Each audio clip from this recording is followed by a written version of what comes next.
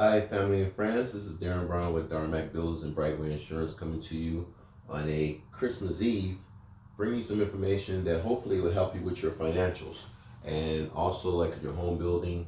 And if you're purchasing insurance on your home or your investment properties, whether it be a duplex, triplex, or fourplex, and what I want to try to give you some information on, even on financing. Hey, what's the difference in financing a home today as it was to, like, let's say 8 years ago? Okay, so I'm gonna just go over, give you some general knowledge, and if you like what I'm saying to you, hey, make sure you, if this adds some value to what you're doing, make sure you subscribe to my YouTube channel, hit the like button and the subscribe button, and so we can keep this information going. So let's talk about something for first and foremost, okay?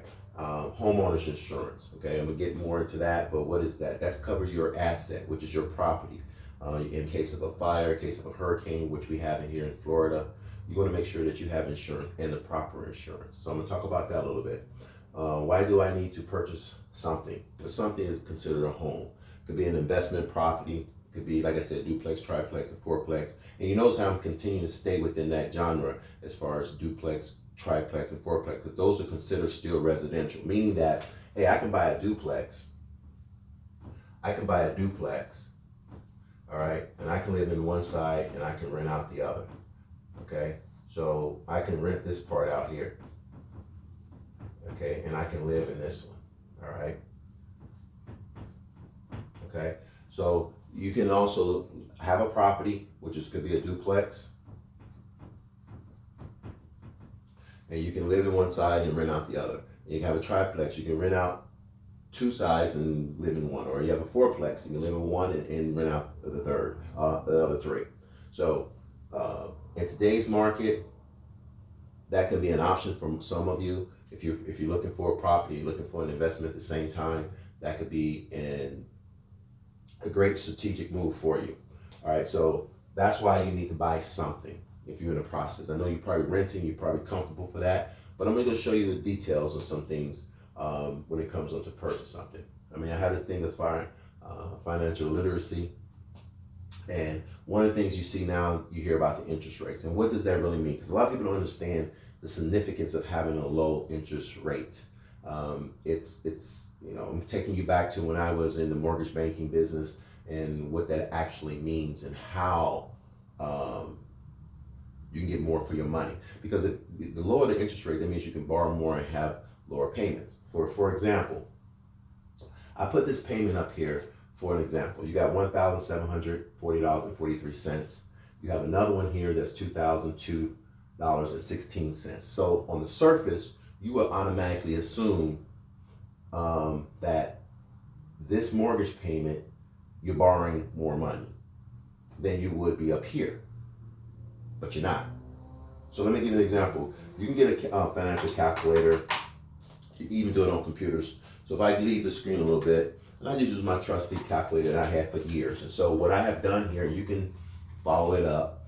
And what this comes out to be, so you can understand, this here is like, this payment here is like 3%, and you're borrowing $400,000 to get this payment. Okay? So if I'm borrowing $400,000 at 3%, my monthly payment, my monthly mortgage, principal and interest, not taxes and insurance now, it's going to be $1,740.43. Okay, so you probably said, well, dang, Gary, what is this? Well, I did a little bit different here. I said, and I got my calculator, I can always do it again, because I know I got those people out there telling me, oh, Gary, what you doing? So I'm just going to do it on here, because that's what I like to do. All right, so actually this here is at 8%, okay? And I'm borrowing $250,000, okay? Now, 10 years ago, when rates were like 8%, still under double digits, right? You were borrowing probably 8, maybe 9, 8.5, 7, whatever. So that means that your mortgage payment was all $2,000 and you borrowing $250. Today, you got interest rates that are 3%, and you can borrow this, and your rate is probably almost close to $300 less. In this case, like $260 less. So you're getting probably more house for less money than you were maybe 10 years ago borrowing at 8%. If this video is anything, this is what I'm trying to get. What does this mean? Again, my mortgage payment is $2,002.16 if I borrow at 8%, and I'm borrowing $250,000, as opposed to if I'm borrowing $400,000 and at 3%, because that's what it is. Some of the rates are 3% or lower. I'm paying back $1,740. All right. So you have to know this. You get caught up in. See, we get caught up in the number. We get caught up in this number. Okay, the amount, because it's a huge amount. Don't get me wrong. We get caught up in this. We get caught up in the 400,000, and we get caught up in the 250,000. See, the 400,000 seem like, wow, that's a lot of money. It is, but you're paying it back here. And this, by the way, so you'll know, this is a 30-year loan. So there's no trickery here. So 30-year at 3%, borrowing 400,000 is 1,740. Okay, 250 at 8% at 30 years is 2,002. You understand? So worst case scenario, if you was comfortable in paying the 2,002, what I would just say, just take the extra $260 if you want, and just pay down on that, and you'll pay that $400,000 off sooner. Make sense? So don't get caught up in a big number, because this is, 400,000 is a big number. But what are you borrowing it at? Now, at the end of the day, if you want to keep it in perspective, at my calculator again, if I took everything the same,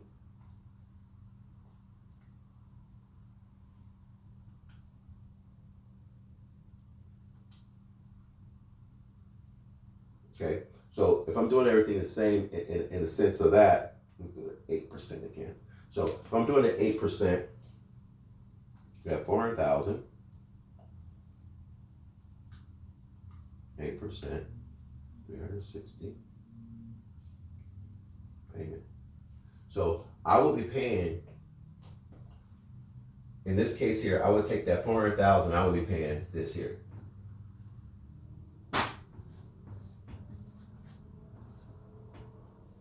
If I was paying 8%, right? So that's at 8%, 400,000. And that's 30 years. Okay?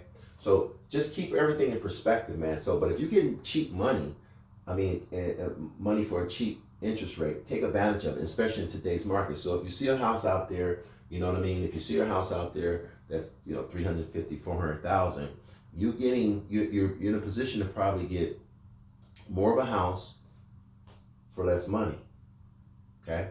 Especially if you're dealing with, when you're dealing with mortgages and you have certain ratios you have to cover, you have qualifying mechanisms that you have to cover. You may not qualify for that $400,000 that the rate was 8%, because now your mortgage is $2,102 as opposed to today, which is $1,740. Okay? So what I wanted to share this with you. I want you to understand it. I want you to dissect it. I want you to don't get so out there, in front of the skis where you don't understand the concept of mortgages, interest rates, terms of it. And then if you don't, just go on your computer, looking for amortization tables. Look at what the mortgage would be on your own. You can do that. I just have my trusty calculator that I had with me for years.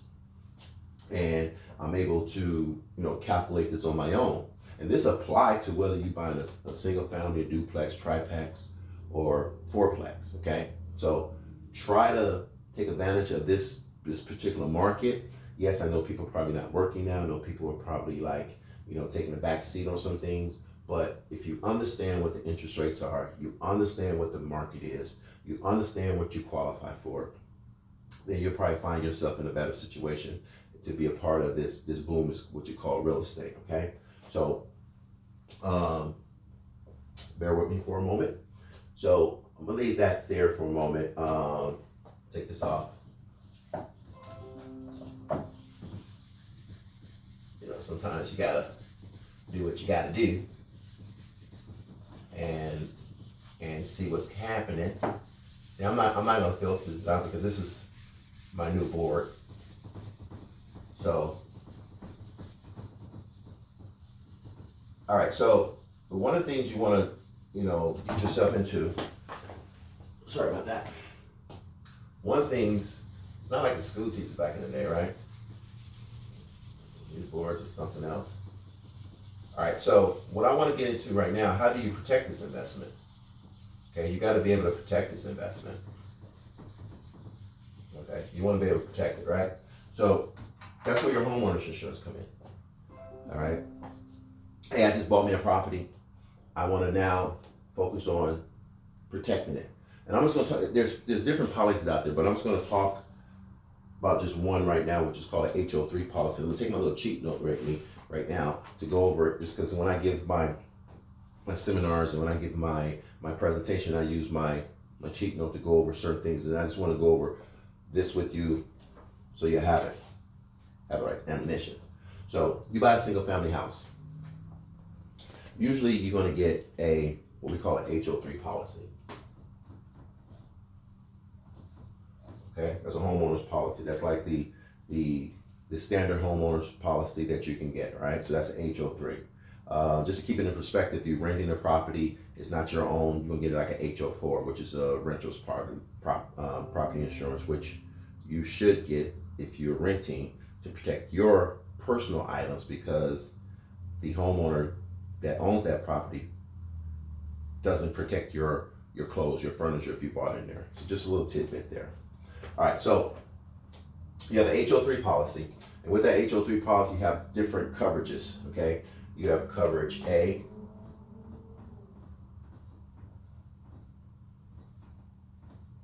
you have coverage B, you have coverage C, you have coverage D, and you have coverage E, and you have coverage F. That's on a standard policy, okay? So remember, if you take your policy out now, if you own a home, you're gonna see your policy is gonna have a coverage A, B, C, D, E, F, okay? Now, what does that mean? I'm just gonna give it to you, and then when I get my board to where I can erase it really properly, then I'll come back with another video to explain all this, how this works, okay?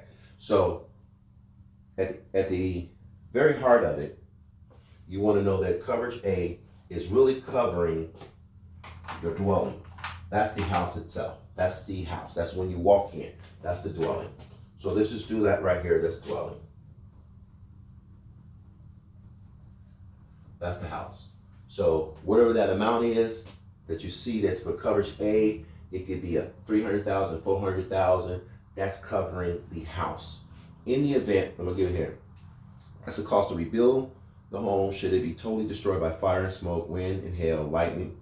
Amount determined by insurance agent completing what we call a replacement cost estimator, which is an RCE. That's where we put the value here, and the insurance company, they confirm that value. This may differ now. Just because you bought a house for $400,000, now remember this now, just because you bought a house for $400,000, it doesn't mean that it's gonna cost $400,000 to rebuild it, because when you buy this insurance, the dwelling doesn't include the land. It includes to build the structure, okay? So you gotta keep that in mind. Hey, my house, I spent $500,000. Yeah, it depending on where you are, it may, but remember, it's different, Your purchase price or the appraised value or whatever is one thing, but to build it is another, because you're not taking the land in consideration. Okay, so coverage B, what is that? Coverage B is for other structures.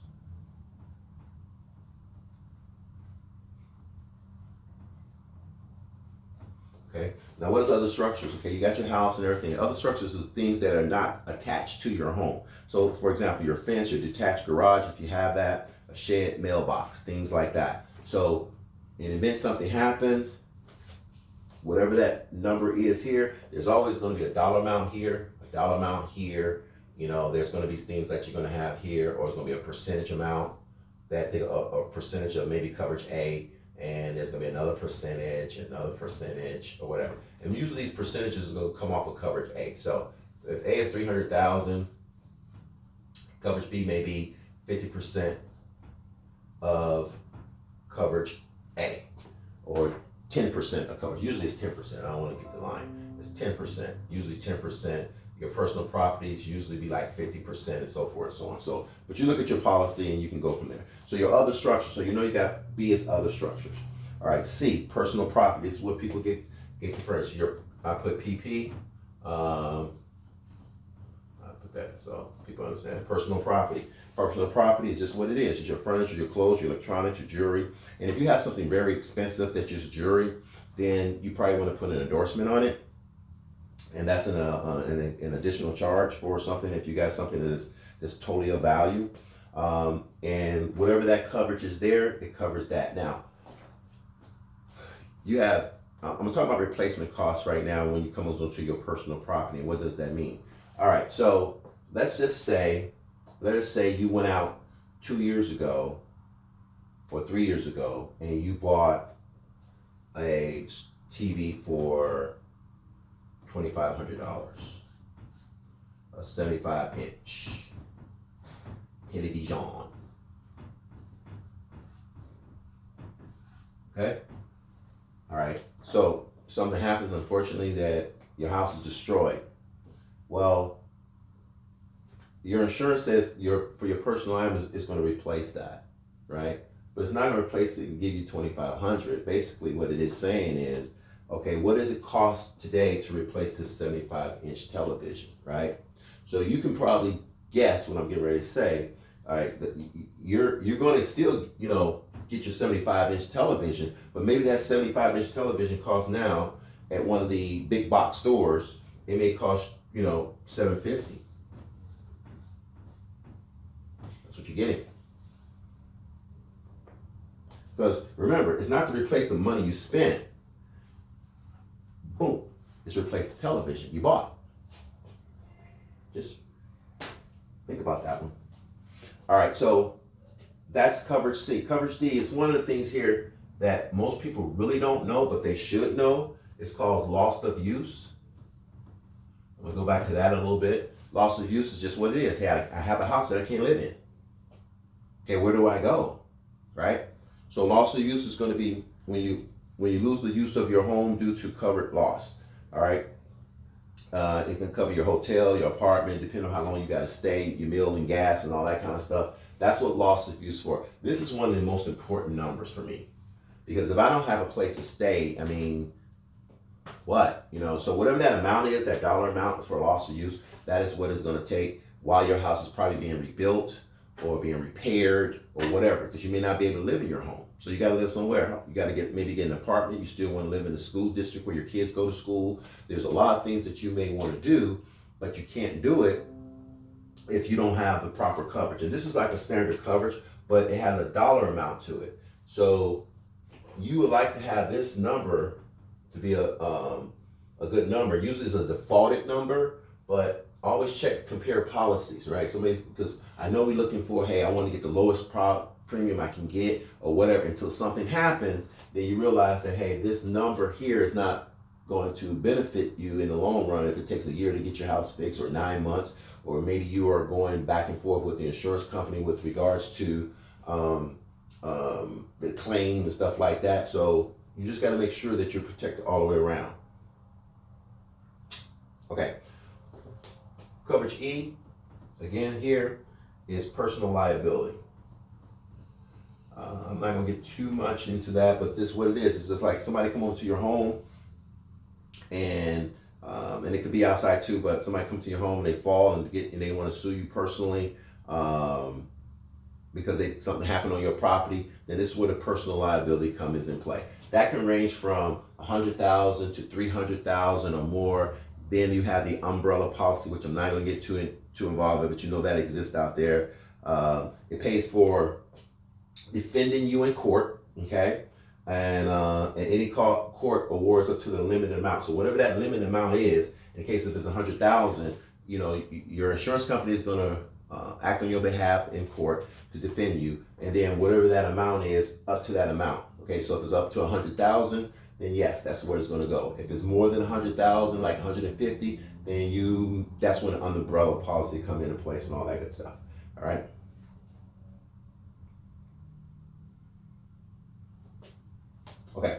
This here is the medical. It's coverage F. You know, I told you F. This is medical. Still, it's not for you.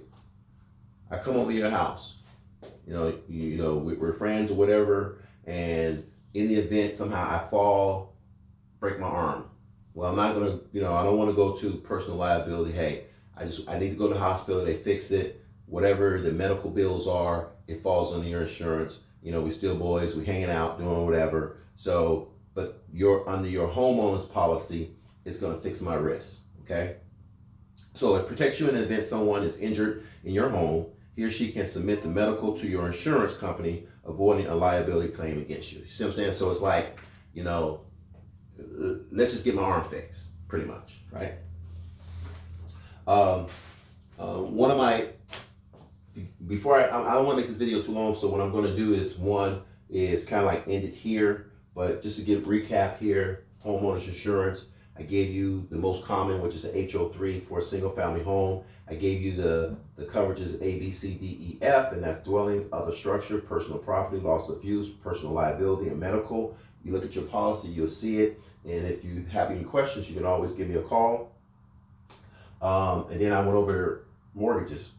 To give you an example, the advantages of having a low interest rate. Here I gave you an example of 3%, you financing $400,000, your mortgage is $1,740. Compared to an interest rate of 8%, you financing $250, you paying more. In this case here, you're paying $2,002.16. So you financing less, higher interest rate, you paying $2,000. You financing more, lower interest rate, you paying less. Okay, so I hope this helped you. If it did, again, add value to you, make sure you click on my YouTube channel and hit the like sign. Okay. Make sure you hit the like sign. The YouTube channel is Darmac Builders, and I'm going to give you more of this information as we move forward. It's going to be about, the insurance market, the construction market, the mortgage market, so you can take it and build your wealth. Peace.